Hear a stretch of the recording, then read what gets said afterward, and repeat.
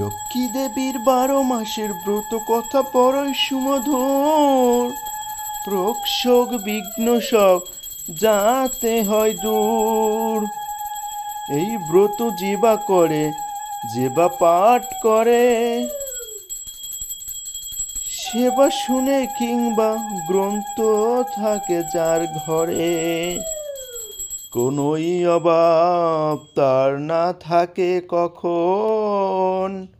শান্তিপূর্ণ থাকে সদা তাহার ভবন। অপুত্রর পুত্র হয় নিধনের ধন। ইহলোকে সুখী অন্তে বৈকুণ্ঠে গমন। এ ব্রত করিতে যেবা দেয় উপদেশ। লক্ষ্মী দেবী তার প্রতি তুষ্ট সর্বিশেষ। এই ব্রত দেখিয়া যেবা করে উপহাস, লক্ষ্মীর কোপাতে হয় তার সর্বনাশ।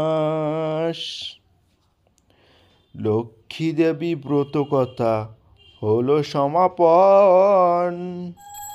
উলুধ্বনি দেও সবে যত বর্তৃগণ।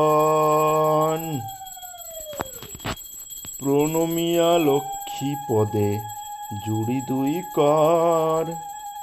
পদে যিনু ভক্তি থাকে মা গো এই বর।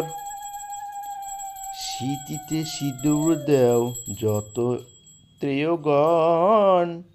হাসি মুখে যাও সবে আপন ভবন।